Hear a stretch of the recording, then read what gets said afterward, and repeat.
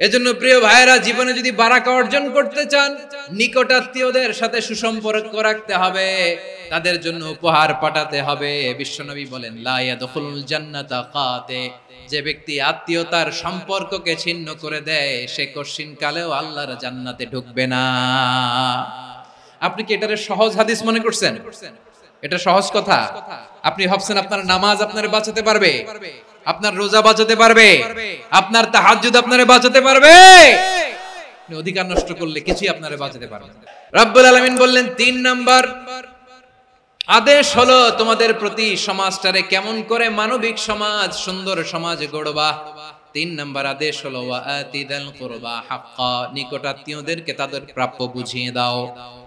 এই নিকটাত্মীয়দেরকে তাদের অধিকার বুঝিয়ে দেওয়া, প্রাপ্য বুঝিয়ে দেওয়াতে আমাদের গাফলতি আছে না নাই? অনেকে দেখবেন অনেক আল্লাহওয়ালা, তাহাজ্জুদ গুজার, সেজদা দিতে দিতে কপালে কালো দাগ ফেলে দিছে, সে তার বোনের হকটা আদায় করে নাই, আছে না নাই? অনেক বড় হাজী সাহেব, বিশাল লম্বা দাড়ি, ছেলেরে সব দিয়ে দিছে, মেয়েরে কিছু দেয় নাই, মেয়ের হক আদায় করে নাই, আছে না নাই? এই হাজী সাহেবেরা, এই আল্লাহওয়ালারা কিয়ামতের ময়দানে আটকে যাবে।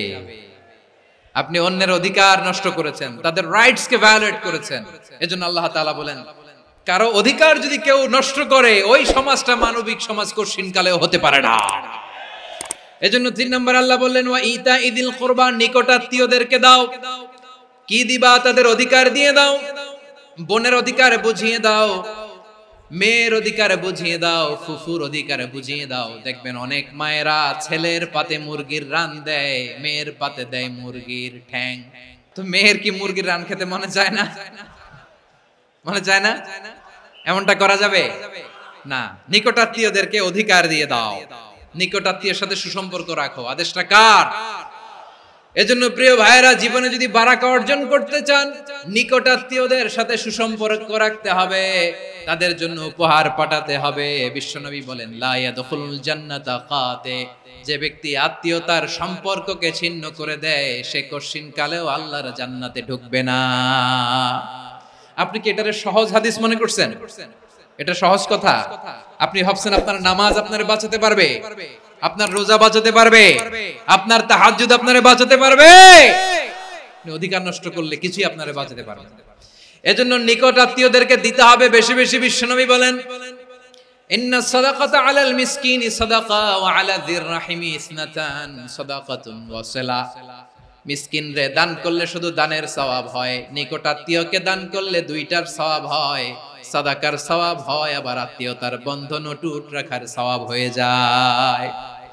আবার বিশ্বনবী বললেন, মান সাররাহু আইয়ুবসাতা লাহু ফি রিজকিহি ওয়া ইউনসা লাহু ফি আসারিহি ফালইয়াসিল রাহিমা, যে ব্যক্তি তার রিজিকের প্রশস্ততা চায় আর হায়াতে বরকত চায়, সে যেন তার আত্মীয়ের সাথে সুসম্পর্ক রাখে।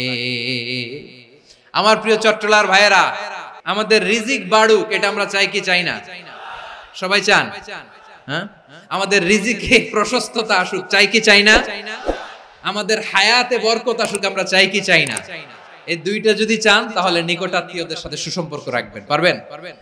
তাহলে সমাজটারে মানবিক সমাজ বানায় দিবে কে? 3টা আদেশ চলে গেল। 1 নম্বরে কি ছিল? 2 নম্বরে, 3 নম্বরে নিকটাত্মীয়দেরকে দান।